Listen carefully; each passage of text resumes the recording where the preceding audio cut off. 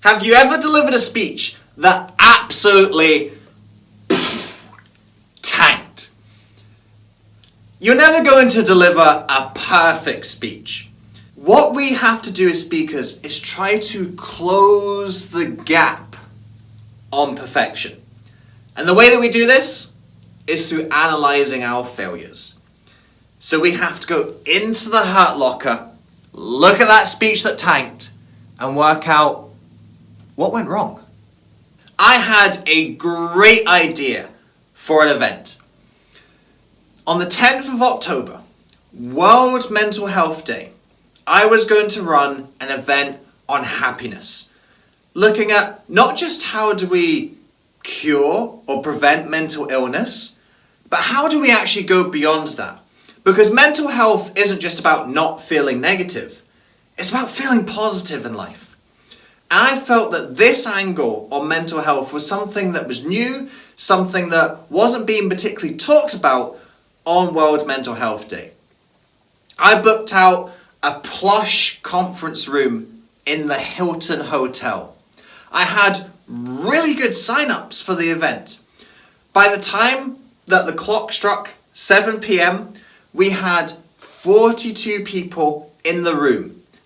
I thought, yes, this was an inspired idea. We've got lots of people along. We're talking about a new angle on mental health, and it's something that I know a lot about. Let's go. Delivered a 2-hour session, talked about lots of different things like gratitude, meditation, optimism. We went from 7 p.m. till 9 p.m. 9 p.m. on the dot, I wrapped up. And at this point, normally I'm expecting that some people go to the desk at the back of the room and they want to buy one of my books, get a signed copy. People come up to me on the podium and ask me questions and say, can I find out more about what you do? Can I find out more about some of your other events? This is the normal routine that I've come to expect with an event. And this is the sign that you've had an engaged audience, that they want to find out a little bit more about what you do. They want to delve a little bit deeper into the topic area. 9 o'clock hits, I wrap up, and people just stand up and walk out. I get a goodbye, see you later from maybe half of them. By 2 minutes past 9, the room is empty.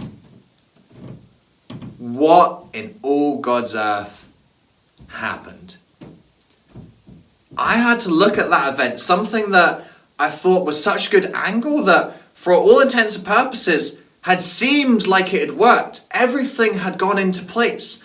But at that final moment, it was clear that something hadn't worked. And actually, going back and looking through those steps, I realized that I had an illusion of something working. Really? The signs were there before the event even started. This is what you have to do with your talk or your event that tanked the same way that mine did. I lost a lot on that event. I lost an evening of my time. I didn't make any money from that event. I spent 200 quid on this nice room in the Hilton. I got none of that back. I totally bombed. And these can be very expensive mistakes, but boy do you learn when you've been hurt in that way. And so what I did was I went back and I analysed what had gone on with this event. And what I found are probably some of the reasons why your event didn't go so well as well. Why your speech wasn't received the way that you intended. And in particular, there's 3 things I want to highlight from that experience that I think is going to help you with your experience. The first mistake that I made with that event was I had too much personal story. In order to set the context for the topic I was talking about, I actually added on to my personal story. So generally speaking, the signature story that I use for my speeches is losing my dad to cancer. You've heard it on these videos before. You've heard it if you've ever seen me speak, if you've been along to one of my events. Because we had the mental health angle, I felt that story didn't really fit. And rather than just say, okay, I need to replace that story, I then felt I needed to add to it. So I started to talk about some of the mental health issues that I've experienced. I've experienced depression, I've experienced an eating disorder, I played up the grief aspect of the story a little bit more and had more focus on that because that felt more mental health related. And in the end, what resulted was a story that was too long and rambling, and it was too much about me. A personal story that you tell isn't actually about telling a story about you. And I know, even as I said that, I could barely spit it out, could I? Because it doesn't make sense to say. When you're telling a personal story, it's telling a story that your audience can see themselves in. And the way that I told my story, number one, I'd made it too long. But number two, I wasn't really telling a story that my audience could get into. It was a story where we were talking about depression, we were talking about eating disorders, we were talking about bereavement. There was a lot in that. And to be able to connect to all three, that was quite difficult. I told too much personal story. And that, I think, is a mistake that you might have made. Is bringing in too much personal story and thus making it too much about you rather than your audience. Mistake number two, not enough interaction. I tried to do way too much with this particular event. First of all, I told too much personal story. Then I tried to do too much content. I actually talked about 5 different things, which isn't necessarily a bad thing, but the way that I like to talk about something is I like to go deeper. And so going deeper on 5 separate things, it was too much. And so added to the previous mistake, I did too much talking. I essentially monologued for 2 hours. And I had these little interactive activities. I asked them to write some things down, but they were very small. And writing something down, yes, it sort of breaks that cycle of just sitting there and listening and being passive. It's a little bit more active, but you need some better interaction and engagement in that. I should have had the audience talking a little bit more, talking amongst themselves, group activities, getting them to shout out some answers, asking them some questions. Having that interaction, it gets your audience engaged. It gets the energy going. It helps them to build a relationship with you as a speaker. So what I really should have done, instead of trying to talk about 5 different things, cut that down to 3 and make them more interactive. There's a temptation as a speaker to say, the more that I give my audience, the more they're going to enjoy it, the more they're going to get out of it. And as the saying goes, less is so often more. So cutting out the amount of content that I had and bringing in more interaction would have been much better. And those members of the audience would have felt they would have had a relationship with me. And so they wouldn't have just walked out of the room at the end of the event. I'll share mistake number 3 with you in just a moment. But first, let me tell you about my new book, Rise and Inspire. Look at that, it's so inspiring. It reflects the light of the halo light. This story that I've been telling you is not an isolated mistake. There have been so many mistakes, so many catastrophes along my speaking journey. And it's from these mistakes that I've learned so much about who I am as a speaker and how best to present to my audiences. And I'm going to be sharing the learning of those mistakes with you in this book, Rise and Inspire. If you want to avoid the same mistakes that I made, this book is your starting manual. It's going to give you all of the foundations that you need to establish yourself as a speaker and establish yourself as a professional speaker. Someone who does this full time. Someone who gets paid for your story and your message. And you don't tell too much of the personal story like I did.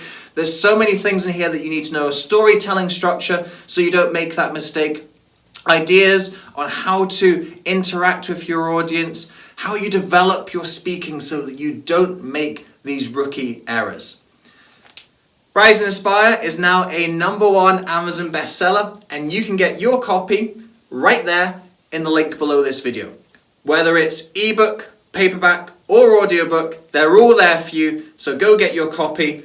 And let's return to finding out lesson number 3. Mistake number 3 is sometimes you're speaking to the wrong audience. And whilst I could look at the technical aspects of what I did over the night, that certainly didn't help. Remember that I said that looking back on it, the issue was there before the event even started. And what I realized from the brief interaction I had with my audience, as I said, I didn't do enough. What I realized was I was actually speaking to the wrong audience. And the very premise of the event was incorrect.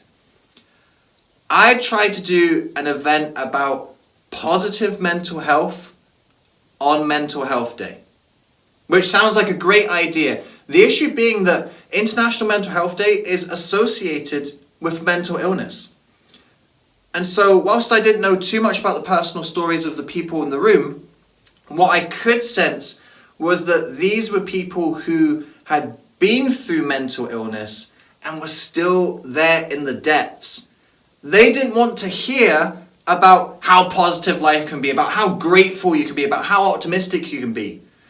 They wanted help and recovery to get them out of feeling bad, not to elevate them to a life of feeling great and good. That was the mistake that I made. I wasn't speaking to an audience who was receptive to the concepts I was sharing. I was pitching it at a totally different stage of the journey to where they were at. And it's not that any of those individuals won't ultimately get to that place of looking at gratitude, meditation, optimism, and how you sustain a life of joy rather than just not feel down in the dumps all the time. But that wasn't where they were at.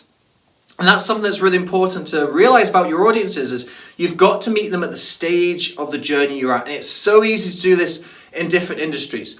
Talking about having a six-pack when your audience are grossly obese. Talking about bringing in six-figure salaries when your audience are broke and living on their mother's couch. You can't pitch something that's too far away from your audience's stage of the journey, otherwise they will just disengage. And that's the mistake that I'd made, and I'd made that right before the event had even started. I'd gotten it wrong in my marketing, I'd got it wrong in the people who ultimately signed up, so I was doomed from the moment I walked into that room. And that might be the case for you as well. And this can be something that's, I guess, a little bit more encouraging, where you just say, look, it wasn't necessarily anything that I did. Yes, I can look at some of the technical aspects, but maybe that audience just wasn't right for my message. Maybe I was just speaking to the wrong people. I was speaking to people at the wrong stage of the journey. And that little tweak of finding the right audience can make all the difference. And all of those technical things you've worked so hard on suddenly fall into place. They completely bombed on this event, but then you have your audience in rapture at a different event. And all you've done is change who those people are. This is the life of a speaker. Not every event is going to go right. Not every audience is going to be eating out of the palm of your hand. Sometimes it's difficult. And having that perspective on why something might not have worked is what creates that learning and growth going forward. Ultimately, a failure is only a failure if we don't learn from it. And boy, oh boy, did I learn from that experience at the Hilton. And I'm sure you're going to learn from whatever experience you had with your event.